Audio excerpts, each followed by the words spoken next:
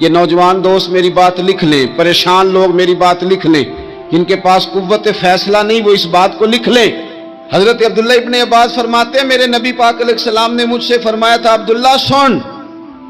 اگر ساری دنیا مل کے تیرا کوئی نفع کرنا چاہے کر نہیں سکتی جب تک میرے رب کی رضا نہ ہو، اور فرمایا ساری دنیا مل کے تیرا کچھ بگاڑنا چاہے تو عبداللہ بگاڑ نہیں سکتی جب تک رب کریم کی حکمت کا تقاضا نہ ہو۔ لوگوں سے ڈرنا، لوگوں کی طرف دیکھنا، ماحول دیکھ کے اپنے راہ کا تعین کرنا، ہر بندے کے خیالات کے مطابق ڈھلنے کی کوشش کرنا، فلانا نہ ناراض ہو جائے، فلانا نہ ناراض ہو جائے، وہ جس نے ہونا ہو جائے، بس رب رسول ناراض نہ ہو۔ اپنی زندگی میں اپنے مالک کو مولا جان کے، بل اللہ مولاکم، اللہ تمہارا مولا ہے، وَهُوَ خَيْرُ النَّاصِرِينَ، وہ بہترین مددگار ہے۔ توجہ جب بھی کرے رب کی جانب کرے، اپنے دل کا قبلہ درست رکھیں، سوچوں کے زاویے سیدھے رکھیں۔ حضرت مریم رضی اللہ تعالی عنہا پاک باز تھی، مسجد میں رہی تھی، پر مالک کی حکمت کے تقاضے بڑے عجیب ہیں نا۔ پھر جناب مریم کو اللہ تعالیٰ نے بغیر شوہر کے اولاد عطا کر دی۔ یہ بات ہی ایسی تھی، وہ کسی نے کہا تھا کہ مخلوق تو فنکار ہے اس درجہ کے پل بھر میں سنگے در کعبہ سے بھی اصنام تراشے، تم کون ہو کیا چیز ہے داغ کبابی، لوگوں نے تو مریم پہ بھی الزام تراشے۔ تو لوگوں نے کہا کدھر سے لے آئی بچہ، تیرا باپ تو ایسا نہیں تھا، کہاں سے لے آئی؟ اللہ کرے میں آپ کو سمجھا سکوں، ذرا اپنے آپ کو وہاں کھڑا کریں کہ ایک پاک باز عورت، پاک باپ کی بیٹی، طیب ماں کی بیٹی، اور اللہ کے گھر میں پرورش پانے والی خاتون، ایک وہ وقت اور ایک یہ وقت کہ اس عورت کو کٹہرے میں کھڑا کر کے پوچھا جا رہا ہے کہ معاذ اللہ تیری گود میں بچہ جائز نہیں ہے، کہاں سے لائی ہے؟ اب خود سے صفائیاں بندہ کتنی کو دے، کتنی کو وضاحتیں کرے۔ اور میں نے تو اپنی زندگی میں دیکھا ہے زیادہ وضاحت دینے والے کو بھی لوگ جھوٹا سمجھنے لگ جاتے ہیں، زیادہ وضاحت دینے پر بھی لوگ کمزوری کا اظہار سمجھتے ہیں کہ کمزور پڑ گیا۔ آپ صلح کی کوشش کرتے ہیں، سامنے والا بزدل سمجھ لیتا ہے، زیادہ وضاحتیں بھی کمزور کر دیتی ہیں۔ اب حضرت مریم کو کٹہرے میں کھڑا کر کے کہا بچہ کس کا ہے؟ تو پھر خدا بندوبست جب کرے، اللہ جب مددگار ہو، تو پھر حضرت مریم کی گواہی درختوں سے نہیں دلوائی، اس نے پتوں سے نہیں دلوائی، پھر فرشتے نہیں بھیجے۔ حضرت مریم کہنے لگی مجھ سے نہ پوچھو، وہ جو پنگوڑے میں ہے اسی سے پوچھ لو، ان سے پوچھو نا، وہ کون ہے پوچھ لو، ان سے کر لو سوال۔ انہوں نے کہا پنگوڑے میں چند دنوں کا بچہ، یہ جواب دے گا؟ مددگار تھا رب، ان کی برات کا اعلان کرنا تھا مالک نے، اور جب مالک اعلان کر دے، جب مالک تیری صفائی دینا چاہے، جب مالک تجھے دنیا کے سامنے نکھارنا چاہے، تو پنگوڑے میں لیٹے حضرت عیسیٰ بول کے کہنے لگے انی عبداللہ آتانی الکتاب، فرمایا میں اللہ کا بندہ ہوں، رب نے مجھے کتاب عطا کر کے نبی بنا کے دنیا میں بھیجا ہے، میں اللہ کا بندہ ہوں، کتاب لے کے آیا ہوں، نبی بن کے آیا ہوں۔ پھر پنگوڑے سے اعلان ہو گیا، پھر بچہ بول پڑا۔ اور یہ ایک دفعہ نہیں بات ہوئی، یہ بنی اسرائیل میں ایک جریج نام کے شخص بھی تھے جو نماز پڑھ رہے تھے، بعض نے لکھا ہے نفل نماز تھی، اماں نے پکارا تو آئے نہیں، تو ماں کے منہ سے نکل گیا تو اتنی دیر تک مرے گا نہیں جب تک کسی بے حیا عورت کا منہ نہ دیکھ لے۔ تو وہ عبادت گزار تھے، لیکن لوگوں نے ان کی عبادت، ریاضت، پرہیزگاری کو نہیں دیکھا، بس ایک عورت کو بھیج کے الزام لگوا دیا۔ وہ عورت آیا جایا کرتی تھی، اب آ جاتی ہیں عورتیں، مسئلہ پوچھنے کی نیت سے بھی آ جاتی ہیں، ماحول میں کچھ جگہ ایسی بھی ہیں جہاں عورتیں دم کرانے کے بہانے آ جاتی ہیں۔ وہ خاتون آتی جاتی تھی اس خانقاہ پہ، آستانے پہ، یہ بخاری میں موجود ہے۔ پھر اس نے کہا میری گود میں جو بچہ ہے یہ انہی کا ہے۔ مجھے بتائیں کیسے بندہ وضاحت دے؟ حالات خراب ہو گئے، لوگ کٹیا جلانے لگے، ماحول اور طرح کا بن گیا۔ میرے نبی پاک علیہ الصلوۃ والسلام فرماتے ہیں پھر اس رب کے بندے نے کہا مالک تو کریم ہے، تیری مشیت کا تقاضا آیا جو میری ماں نے جملے بولے تھے، پر اب میں وضاحت دینے کے قابل نہیں رہا، اب تو ہی کرم کرے گا تو دروازہ کھلے گا، تو وہ چند دنوں کا بچہ پنگوڑے میں بول کے کہنے لگا میں اس درویش کا نہیں، میں تو فلانے چرواہے کا بچہ ہوں، وہ جو بکریاں چراتا ہے۔ رب کی مدد کو پکاریں، اپنے ساتھ اپنے مالک کی مدد کو شامل کریں،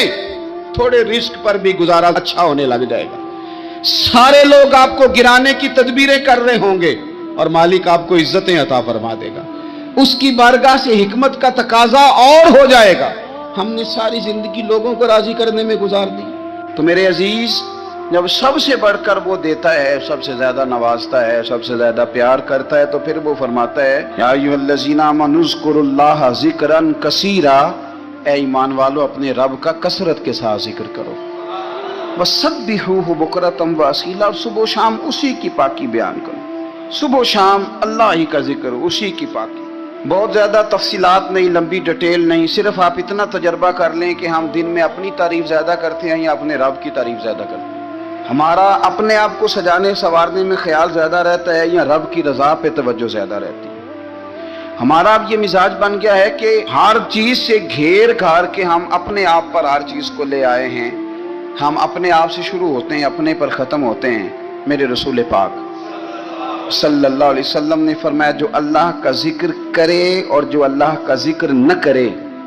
مثل الحی والمیت، ان کی مثال اس طرح ہے جس طرح زندہ اور مردہ کی ہوتی ہے۔ گویا ذکر کرنے والا زندہ ہے، نہ کرنے والا مردہ ہے۔ یہ جس نے سارا دن رب کو یاد ہی نہیں کیا، اس کو سارا دن خیال ہی نہیں آیا۔ آپ کہیں سفر پہ نکلے ہوں، کہیں آپ دور گئے ہوں نا، تو آپ کو خیال آتا ہے یار صبح کی میں نے گھر ہی بات نہیں کی، صبح سے میں نے آج گھر فون نہیں کیا، کوئی رابطہ نہیں کیا، کوئی معلومات نہیں کی۔ گھر میں سے کوئی سفر پہ ہو، ایک تو یہ کہ آپ گئے ہوں اور ایک یہ کہ کوئی گھر میں سے گیا ہو، تو دن میں اسے فون کر کے پوچھنے کہاں پہنچے ہو، جس کام گئے تھے اس کا کیا بنا، خیال آتا ہے۔ اور اگر آپ نے کسی کو بھیجا ہو اور پیچھے سے فون نہ کریں تو وہ بھی کہہ دیتا ہے یار تو نے سارا دن حال ہی نہیں پوچھا۔ یعنی بندوں کے ساتھ بندوں کا رشتہ ہو تو دن میں یاد نہ کریں تو شکوہ آتا ہے، تو مجھے بتاؤ سارا دن ہی گزر جائے ایک تسبیح بھی نہ پڑھی جائے، یعنی سارا دن بیت جائے اور انسان ایک تسبیح سبحان اللہ کی نہ پڑھ سکے، باقی اسے ساری کہانیاں آتی ہوں، باقی اسے سارا پتا ہو، لیکن سارا دن بیت گیا، 24 گھنٹے گزر گئے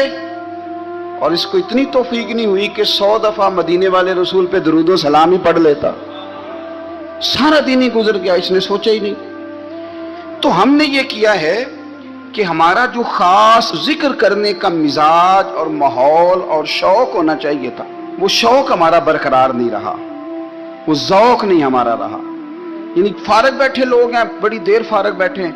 کہتے ہیں جی میں صبح سے فارغ ہوں، بور ہو رہا تھا، کوئی اس پارے پڑھ لینا تھا، کچھ تھوڑا سا نا مہربانی کر لینی تھی، کچھ آپ نے ایک تسبیح استغفار کی پڑھ لینی تھی۔ کس طرح آپ بور ہو گئے؟ آپ نے سارا دن اللہ کو یاد ہی نہیں کیا، توجہ ہی نہیں فرمائی۔ اور پھر اگر آپ اللہ کا ذکر کریں اور جس صفاتی نام کے ساتھ آپ اپنے رب کو یاد کر رہے ہیں اس کا معنی سمجھ کے کریں، یا رحمان یا اللہ، یا رحمان یا رحمان یا رحمان، جب آپ کہیں گے تو پھر عرش کا مالک بڑی رحمت نازل فرمائے۔ جب آپ کہیں گے یا کریم یا کریم یا کریم، تو پھر وہ کرم کے دروازے کھول دیتا ہے۔ آپ کا ایک خاص رنگ ہو۔ میرے نبی پاک صلی اللہ تعالی علیہ وسلم نے ارشاد فرمایا کہ تم نہ دنیا میں رہ کے مجھ پہ درود و سلام پڑھو، فرمایا قیامت میں جب تمہارا دشوار گزار گھاٹیوں سے گزر ہوگا نا، یہاں تم بیٹھو گے سوگ کے ساتھ درود پڑھو گے، لیکن فرمایا قیامت والے دن